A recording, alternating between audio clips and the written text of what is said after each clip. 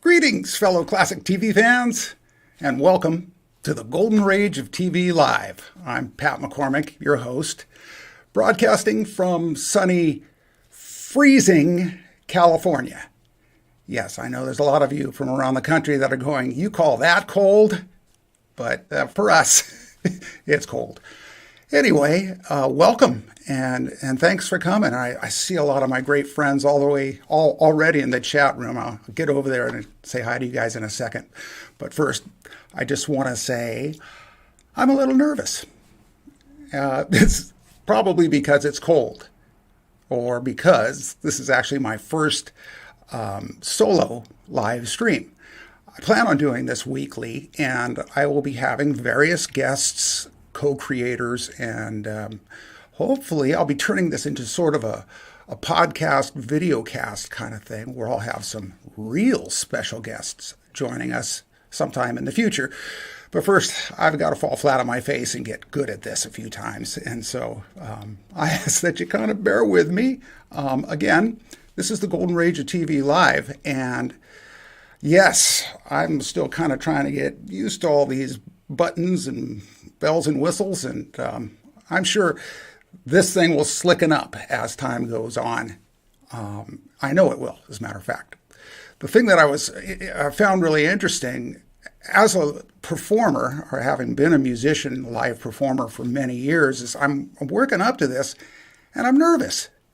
And I'm thinking, okay, why am I nervous? Or more like, I know why I'm nervous, but when before had I felt really nervous in situations like this? And I remembered back 23 years ago, General Hospital. And I had a line on the show that was, "You better be good, kid." Yeah, that was the line. And it was me as the intimidator on poor young Juan, who was about to launch his singing career on the show. And I saw that line and I thought, this is it. My chance. I get to be Clint Eastwood. And even in my head, I was like, okay, I'll switch the word kid with punk. Yeah, that'll work. You better be good, punk. And of course, I didn't say that. But I did do my Clint Eastwood. And, it was Clint Eastwood, right? So everybody's talking full voice, and I'm like, you better be good, kid. Well, I got through the line when suddenly I heard this booming voice come over the loudspeaker, a loudspeaker in the studio that I never even knew actually existed, which said, "Stop! Who's got that line?" And I'm standing there with a few other seasoned actors, and that would be me. and the voice said, "Remember, this is a situation where we're going to have crowd noise piped in on the audio in post-production, so you got to say your line a little louder." And so I did, got through the take, and we got through it, and it was like cut, and the actors closest to me they were laughing. And I didn't really understand why they were laughing. And well, actually, I did understand. You see, it made me so nervous that fortunately it wasn't a close-up, because you would have seen it. It came off like this. "You better be good, kid." Okay, more like, "You better be good, kid." Anyway, I was so nervous, my face shook. It felt like it was literally coming apart from my skull. I was that nervous. And it was funny because one of the actors comes up and goes, "Dude, you might want to go glue down your face." So anyway, that was that memory of being really nervous. And then more recently, I was asked by my friend Derek Zemrak, who is the curator of the Orinda Theater, which houses the Voice-Over Actor Hall of Fame. And he honored me by asking me if I would like to co-host the induction ceremony. And I was like, well, of course. And folks, this was A-list. The people that we honored were A-list. I got a quick list here, I'll tell you. But it was attended not physically because this was 2020, but on Zoom by, Jim Cummings, Tara Strongs, Rob Paulson, heavyweight A-list voice actors that we were not only honoring, but that we're actually going to be seeing me and Derek live at this event. Yes, it was a live event. And a couple days earlier, Derek says, so you get to open it. Okay, you talk first. And I'm like, what do I say? Okay, I know what I say, which was, greetings and welcome to the first annual Voiceover Actors Hall of Fame induction ceremony. It doesn't seem like a lot, or does it? For me, it was like a lot. I was like, oh, what if I don't get it all out in one paragraph? What if I blow one word in that in front of a bunch of voice actors of all things? So, yes, I was nervous about that. That's probably why I practiced it about 10,000 times, including all the way up to the studio, which was an hour and a half drive. Greetings and welcome to the first annual Voiceover Actors Hall of Fame induction ceremony. I still got it. Yeah. Which, by the way, there's going to be a second one coming up, and Derek has told me I get to be a part of that. The thing that was great about this induction ceremony was it was honoring voice actors of classic cartoons, which is on subject to what we are talking about today. I've been a fan of the Saturday morning versions of these cartoons, and generally, as you can see, all cartoons. The list that I have in my retro TV trivia clips is immense. So this, I think, will just be a first episode on this. There will be more. But again, the honorees that day were Pat Carroll, who played Ursula, Jim Cummings, Tigger, and a million other characters, who was there on Zoom. Mae Questel, who was Betty Boop, Dawes Butler, Huckleberry Hound. Of course, these people had passed, and so I wasn't so nervous about them. June Foray, who was, of course, Rocket J. Squirrel, among many others. And who was that last guy? Mel Blanc, whose son was in attendance. And yeah, boy, talk about nervous. That said, today is about Saturday morning cartoons, specifically Saturday morning, because, that was the time that era where you had no school that day. You were going to get up and you were going to go downstairs and just stay in your PJs, pour a bowl of cornflakes and put way too much sugar on them and enjoy watching Saturday morning cartoons. The one thing that gives me that feeling right now, because those days are gone, obviously, is my buddy BK on the Air, who is on every Saturday morning talking about retro nostalgia, fun, geekiness, stuff like we like. And his description is, our show is like that sugary sludge at the bottom of your bowl when you finish that bowl of cereal that you used to love. Yeah. And I was like, yeah, that's it. That was that feeling. So we're going to talk about a few of my favorites, my many favorites, actually. Not all of them today, but let me do this right and head over and see who's here with us, because I got some friends. Lance Chafin, I see you. Spike Spikerson, Kenneth Wilkinson, Hungry Jerk, and I know your name, but I forgot. Don Nicholas, always there for me, buddy. Spike, I already said you, and Don, and maybe I only have 3 people with me today. No, I just got to learn how to get through this. Mr. Led, great to see you, buddy. Who else do we got? A lot of the same guys, just talking back and forth to each other. And yeah, I sure appreciate you guys supporting me and coming to watch this spectacle. Danny Staten, I see you, buddy. Big fan of Danny, that's for sure. Boy, you got to love that guy. John Collins, the great John Collins, is with us. Thank you for joining us. And John, no, there will not be any Lawrence Welk on this. And I'm sure a good portion of you that know Dave Sundstrom will get that joke because I don't really care for Lawrence Welk. I see Dave Sundstrom, Speak of the Devil, is here. good to see you, my buddy. And let's see, who else we got? Georgia Ayers, Georgia. I'm going to call you Georgia. Good to see you. Cindy D is here. Snark and Sass. Yeah, I love that name. I love that handle. Snark and Sass. HR Snark and Sass. BK is here. Yes, of course, I gave you your plug early on, you turkey. You owe me.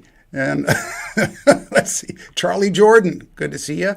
Albekim Stewart. Oh, boy, I'm going to try to pronounce that. Forgive me if I slaughter your names on this, folks. A lot of these people don't use their names, so they just kind of let me try to guess to see who it is. But Karen Maloney, hi, sweetie. Thanks for coming. Thrash Pondo Ponds is here, or as we say in California, especially Santa Cruz, where I come from, it's Thrash Pondo Ponds. Dude. No, I will never do that again, I promise. Let's see, One Doody. Hey, good to see you on my first live stream. That is my first live stream. My first solo live stream, that is. Can you tell? No, I can tell I'm just an old pro at this. McGanahan Sky Jellyfetty. Yes, I didn't pronounce that right, but of course. Spookiest Spice Rack. That is my son, Devin, and I'm never going to say hi to you again on this because I know you're right upstairs. Keelan Jones.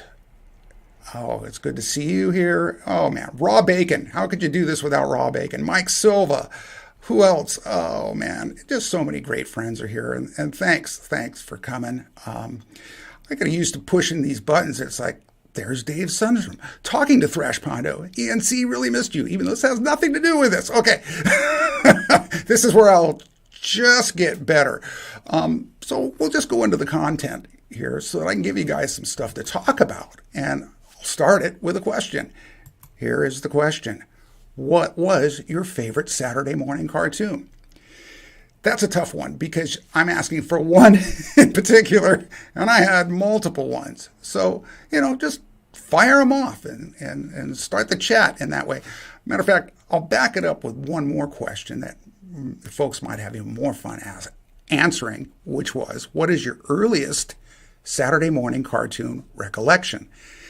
And I know what mine was. It was Porky Pig. My first cartoon ever. I mean, you guys remember seeing your very first cartoon?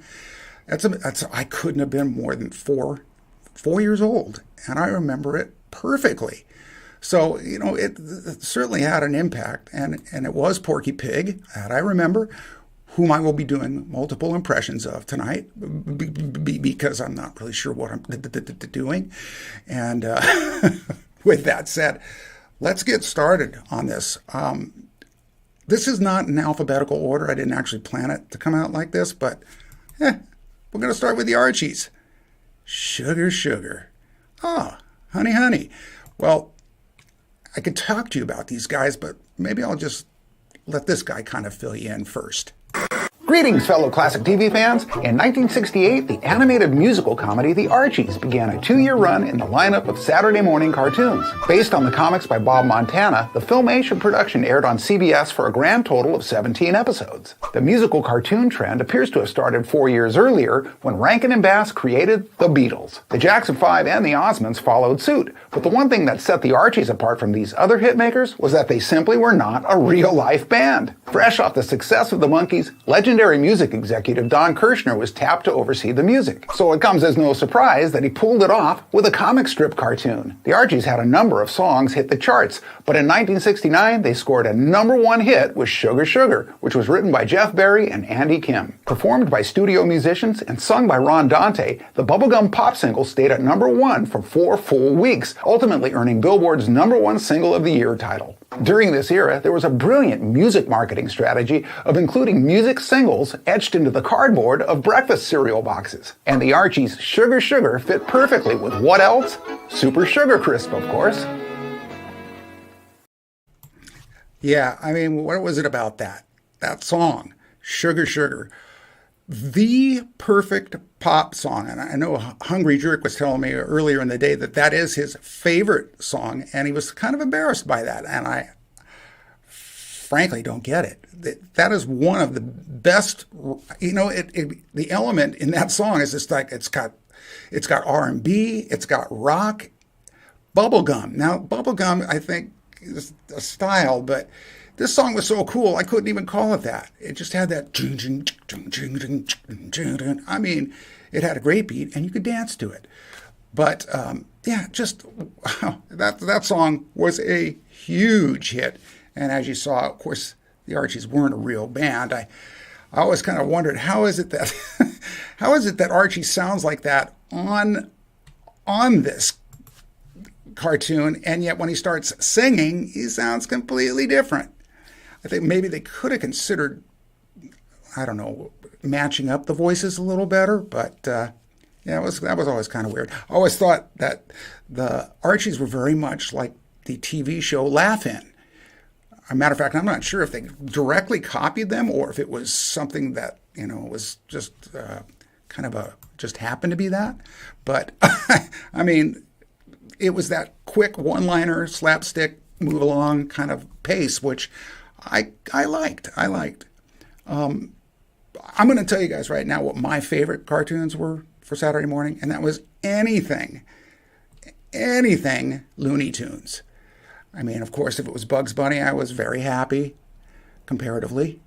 If it was Pepe Le Pew, I was happier than all of them, because Pepe, he made me very happy.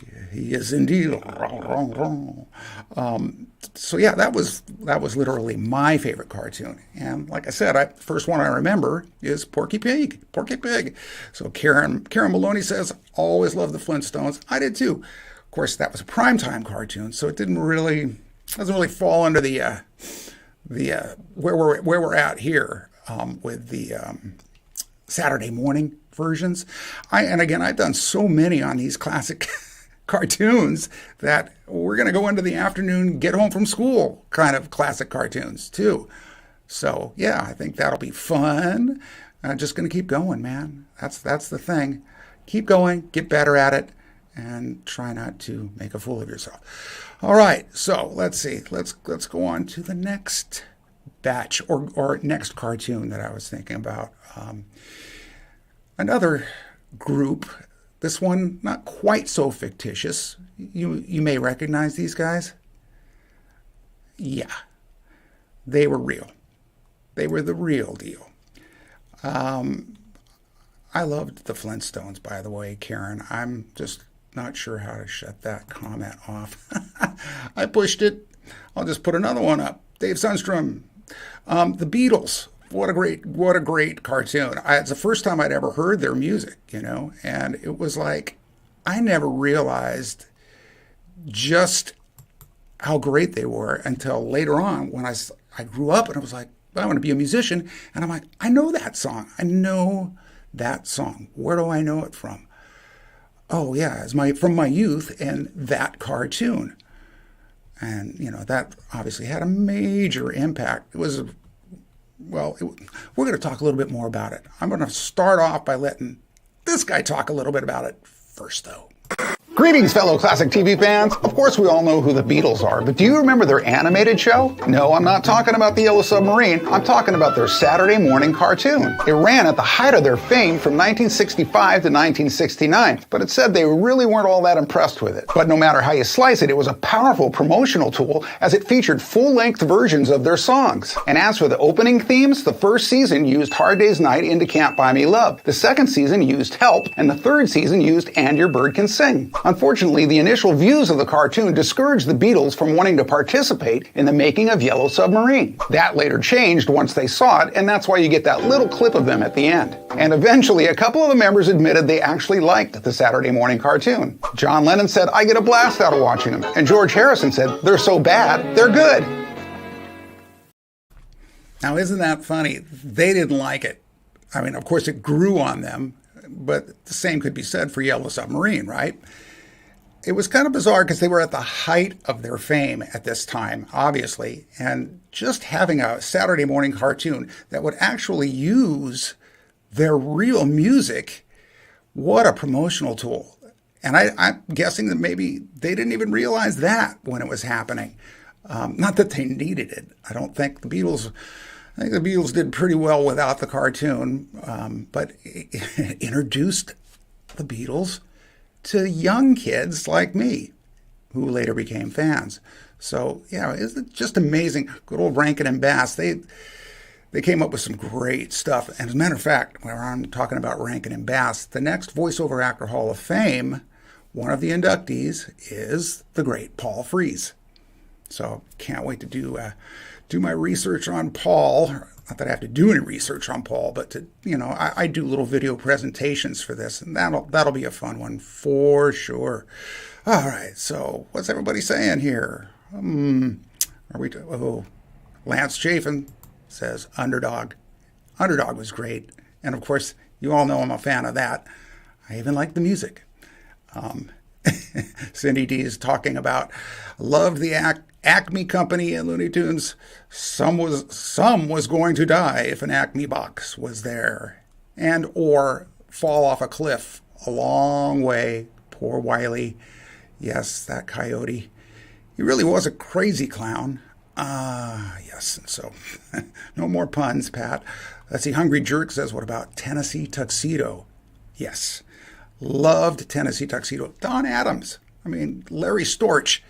The voices of that show were just amazing voice talent that they got in on these things. And man, what a great time that was to grow up. I kind of feel sorry for kids that don't have that Saturday morning cluster of cartoons. It's all streamed now, and there are, the networks just don't do that stuff anymore. But that was, boy, what a great time. I remember it well, pretty much. So let's see, what else are we saying here? Paul Frees, let's see, Thrash Pronto says, Paul Frees was pals with George Pal. Of course. Yes, he was. George was a pal of mine, too. Not really. But what else do we got? Talking about Paul Frees here. Hungry Jerk says Paul Frees voiced Hardware Wars back in the day. That among many, many, many other voices. Too extensive to list, but yeah, that's going to be a fun one for me to throw together, because his credits, you just try to do these people justice, and it's amazing the amount of work and the talent that they had bringing these characters to life. I'm just blown away by that job voice actors have. It is no less of a job of acting as a real life actor. Almost in a sense, they almost had to do better, because they had to instill the life of the character just with their voice. Mr. Led says Popeye. Yep, he was a great one. And of course Popeye and the Looney Tunes were movie house cartoons. They were meant for the movie house, not television, which gave them this edge of quality, I think, personally, that just surpassed so many other of the shows like Tom Slick, or one of my favorites, Super Chicken. And yet these other shows made up for it with their humor. I mean, Bill Ward was a genius when it came to that slapstick kind of stuff. Buck Biggers, who did Underdog. Bill Ward. Is it Will? Is it Bill? Somebody correct me. Yes, I think it is. Anyway, let's move on to my next cartoon, and maybe I'll say the guy's name there and say it correctly. This is it, folks. You gotta be patient with me. Ooh, I gotta put this up there real quick though. Cindy D says the Smurfs, the Pink Panther, and Mr. Magoo. Smurfs, not so much. Pink Panther, Mr. Magoo, definitely. Like the Smurfs, I came a little late. I came in a little late for that one to really appreciate it as much as it should have been. And so, yeah, nobody's perfect. What is this? Oh, what do I see? Mike Silva says, yeah, so we got to put that up there. But the Wacky Races. What is Lance saying? Hong Kong Phooey. God, I love that dog. That was, again, who was that voiced by? Oh, very famous actor did Hong Kong. Scatman Crothers, right? That's how you say his name? That's who voiced Hong Kong Phooey. Boy, it's almost as though I know something. I'm going to at least act like it. What was this? Oh, Mike Silva's favorite 70s cartoon series, Speed Buggy. And we all know who voiced Speed Buggy, correct? The great Mel Blanc, again. Yes, he was everywhere. Let's see. What do we got going on here? I probably should just be like going. At least I'm not doing my kissy sound. Yeah, I tried to break myself of that habit. So if you guys catch me doing it, just send me a super chat. Oh, I can't do a super chat yet? Okay, got it. I won't be doing that. All right, what do we got here? All right, the Jetsons. Oh, let's put that one up there. Charlie Jordan says the Jetsons, greatest cartoon theme song in history. Yes, loved the Jetsons. And the show, as a matter of fact. Dawes Butler was a part of that. And I just did it. Okay. You can send the check to goldenragertv@gmail.com. Okay, what else do we got? What else are we talking about here? Well, I think we'll just kind of move along to my third choice of favorite classic TV. Saturday morning cartoons. It's going to stick with the theme. Speak up, sit up, look at the camera. All these fun things to remember. Oh yeah, and press the right button. This guy really swings. Yeah, I couldn't help that. George of the Jungle. He's a friend to you and me, except that he just couldn't watch out for that tree. Yeah. I know that's kind of a weird thing to say, but I love that theme song. Who didn't?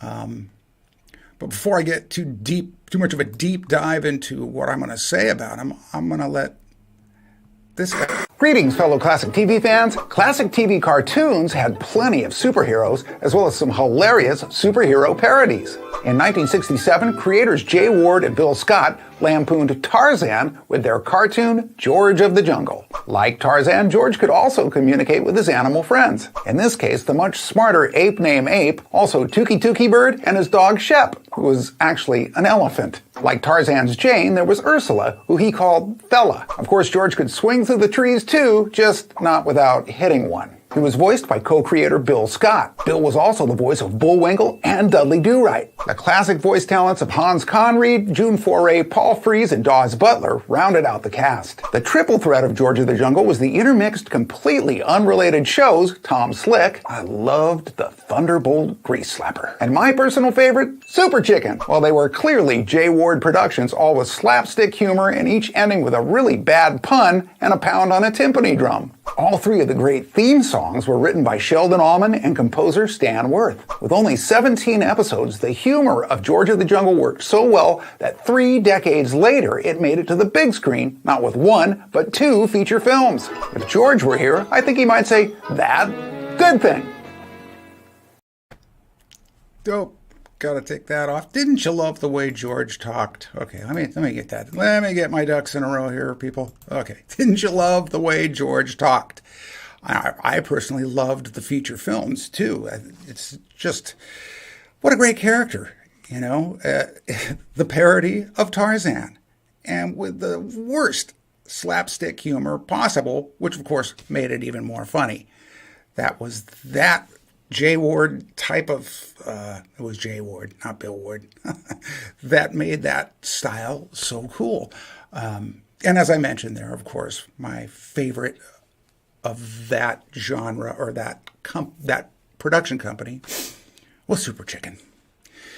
When you think your life's in danger and you're threatened by a stranger and you think that you may take a licking, right? You remember the next line, and I'm not going to go bop, bop, bop, bop, bop, because that's what he does. And I'm not going to just call for Super Chicken, all right? I think Super Chicken turned into Super Chicken by having a martini on that show, if I'm not mistaken. Those guys, boy, they mixed in some really good adultish humor in their kids' shows. Go figure. It was like, hey, let's get the parents watching too. Does that seem like a good idea? I thought so. I watched, of course, I was just a kid then. So let's see. George Ayers says Scooby-Doo and Pink Panther, 2 of my favorites. Thank you. Very good, very good. Let's see. How about Garfield and Friends? That was a little later in my era, but I guess that would have been part of the Saturday morning lineup, if I'm not mistaken. Let's see. TJ 1921, Abel. I love George of the Jungle. Me love George too. Kituki. Yes. And what's John Collins telling me? Pat, other than YouTube and Hall of Fame induction project, that you have done other voiceover work within the industry or commercials. Do you have a highlight tape of yourself before YouTube? Yes, that would be all those bloopers and outtakes that I've done, John. Those are my highlights. Yes. And strangely, out of all my videos, those seem to be like some of the most popular. It's kind of like a Lawrence Welk kind of a thing. People just like to see me tortured. I don't know why. It's fun. Grape Ape. Yes, I love Grape Ape. That was a good one. What else do we got? Just all J Ward, as Jay says, as John says, loved J Ward cartoons. Yeah, that says it all. All of them. And again, these were like, for me, it was like with Warner Brothers. They had so many hard cartoons. Hanna-Barbera. You could just do a whole thing on just Hanna-Barbera cartoons and how they were great. And they covered it into prime time, of course, as well as the Saturday morning lineup. Let's see. Romacarina. I don't think that's my wife. Maybe that is my wife. I should know, but I don't know. Schoolhouse Rock. Yes, if it is my wife, good call, honey. Way to go. Yes. Conjunction, junction, what's your function? Right? That was it. And I'm just a bill. Yes, I've made it to Capitol Hill. Yeah. Boy, oh boy. Memorable. All of them. Let's see. Did anybody remember Milton the Munster?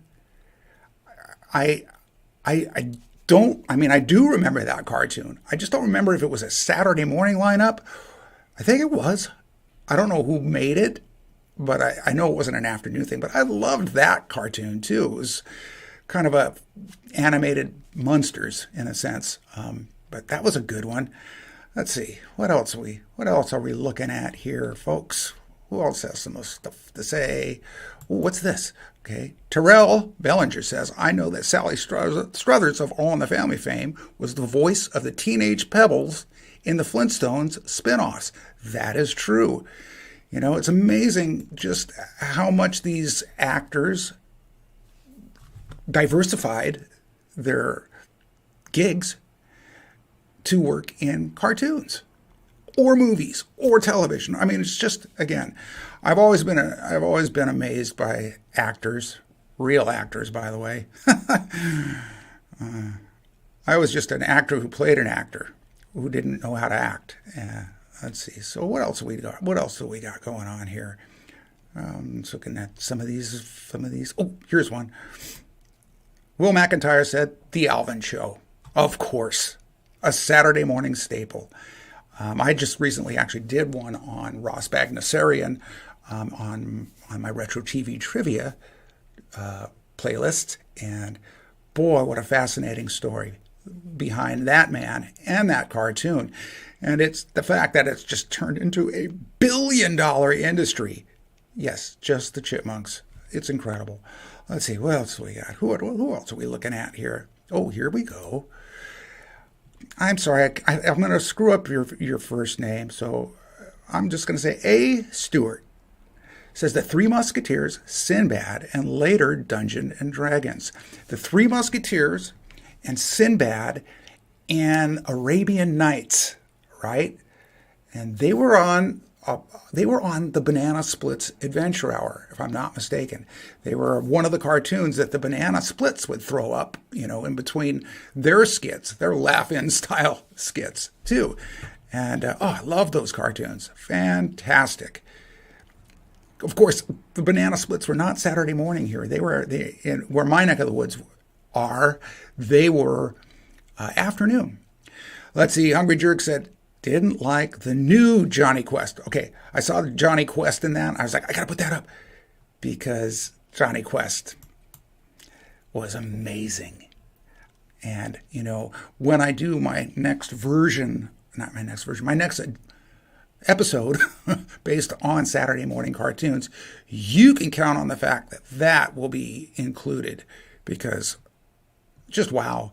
Let's see. Mr. Dave Sunstrom says, the Planet of the Apes cartoon utilized an animation style similar to Johnny Quest. I remember that, Dave. Yeah, one of the coolest intros to a cartoon ever. It was just intense, dark, real drama, as Johnny Quest was. They mixed in the humor, but it was it was for grown-ups, or at least kids of all ages, such as myself. What do we got here? Cindy D. My daughter was best friends with a boy who voiced Little Bill, and they went to school together. Yes, of course, Little Bill. Because I don't know what we're talking about. That's all right. This is what happens. I've watched my friends do this already. He-Man and the Masters of the Universe. Was that a Saturday morning cartoon? Maybe not. But it was Lance's favorite cartoon, and that was one of the questions. I loved He-Man. It was an afternoon cartoon where I was, and it was, what else? The Ghostbusters. Ghostbusters was the afternoon, and those were just incredible cartoons. I mean, I could not get enough of them. All right, I just did the kissy sound again. Believe me, I'm just going to dock myself every time I do that. What about this? Oh, the Hulk Hogan's Rock and Roll Wrestling. That was a cartoon, wasn't it? I know Hulk Hogan had a cartoon. I'm not sure. Was that what it was called? Maybe. He was very popular at that time, or in the 70s, 80s. I'll get my ducks in a row here yet, folks. Trust me, as these progress, I will get better. Already, I feel a little more confident. Can't you tell? Speaking of confidence, let's move to my next cats. And I say cats, I shouldn't say cats. I should say bats. As in the New Adventures of Batman. Boy, what a segue. It's off the cuff, folks, so you got to put up with me. But this was a very unique cartoon made by Filmation.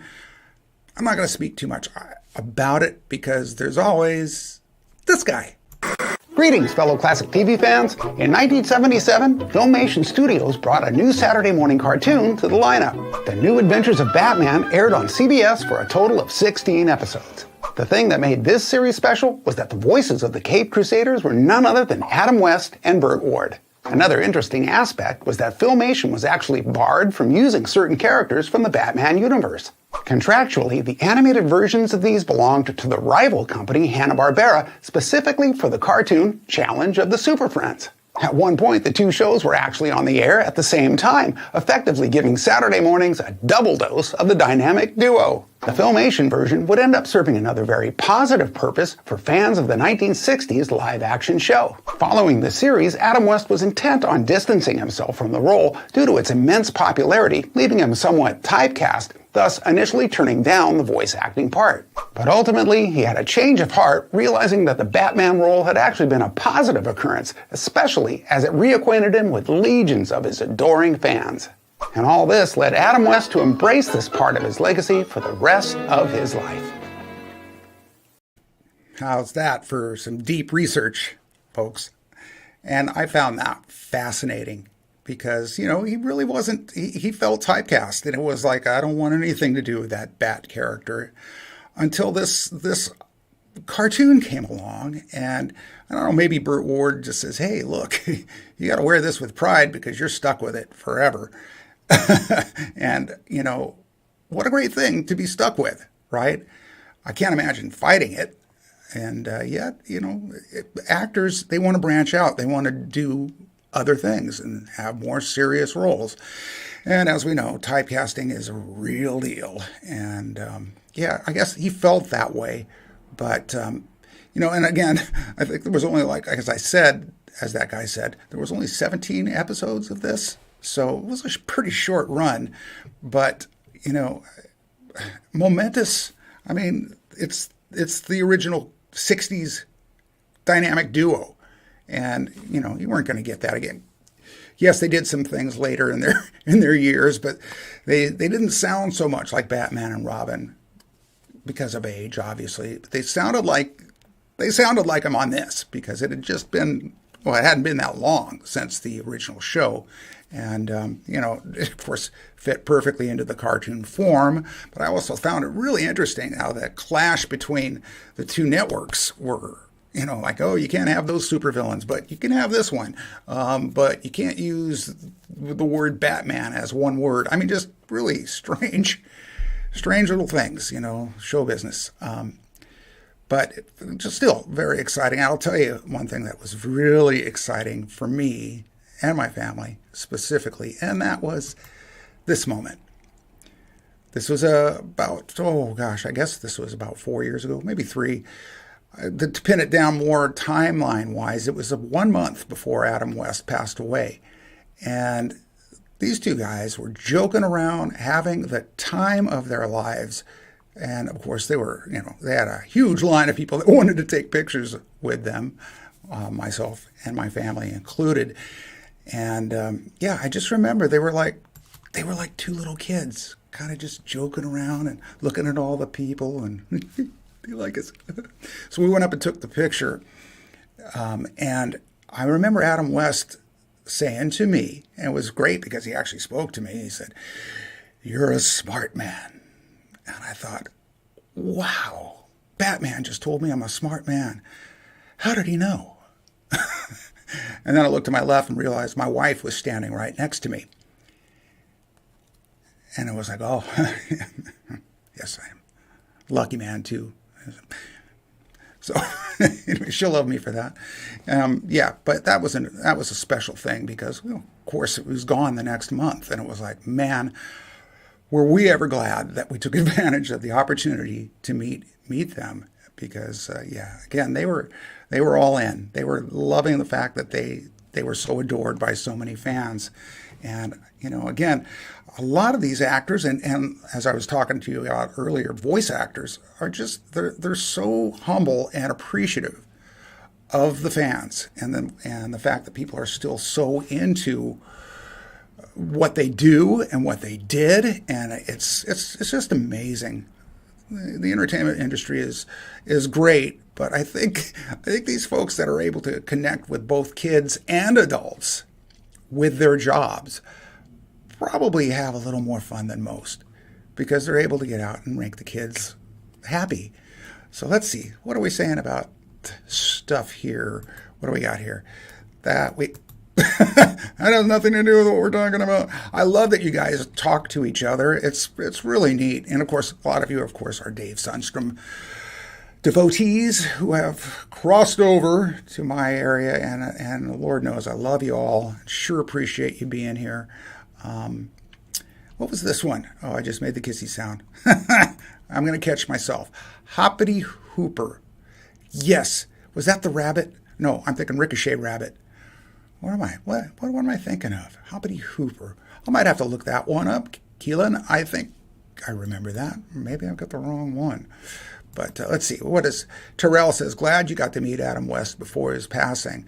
It was quite a send-off. And again, he knew he was loved and adored all the way to the end. And wow, isn't that great? Here we go. Thrash Pondo says, this is our West. Yes, he was our West. Mayor West, as a matter of fact. Pun intended. Let's see, what else do we got? Oh, yes, Karen Lee. It is a great photo and quite the treasure, I might add, because, we had no idea. Hungry Jerk. I'm not going to call you that. HJ, because I know you have a name and I forgot it. Met Adam West when autographs were free. Back when they weren't $500 a piece. Oh, wait a minute. That's Arnold Schwarzenegger. Who was charging? What were they charging? I think they were only like getting $25 or something. Totally affordable comparatively to some people. And so, again, it was really neat. Really neat. Now, where have I heard that? Pure West. Yeah. Dave Sundstrom, you have that in your intro. So I was kind of expecting that. I was hoping for that. Thank you for bringing it to me. Well, okay, folks. I'm 45 minutes in, and I'm thinking if I push this any longer, I'm just going to talk myself into a hole. And this has been great because it's given me a chance to kind of get my sea legs while at the same time getting my feet wet. All of the different ways you could putting yourself in a really new, somewhat not uncomfortable, enjoyable situation. And it has been. And I was thinking today as I was like, gosh, I got to do another one next week. What am I gonna do it on? And I looked and realized I have over 200 shorts in my retro TV trivia seasons, all about classic TV. Every genre that you can think of. And so I'm not hurting for material. So I'm looking forward to continuing on with this. And as I said, we're going to bring friends in and get the hang of that. And I felt like I needed to do a solo one just to make sure I didn't drag anybody down with me in my first, by myself, live stream. See, this is when you know you need to stop because you're just kind of tripping over your words, Pat. So again, I want to thank you all for being here and join me next week. I'm thinking sci-fi. That's about all I'm going to say about it right now. And you'll find out more as time goes on. But again, thanks everyone for coming. And we will see you next Wednesday. All right? Love you all.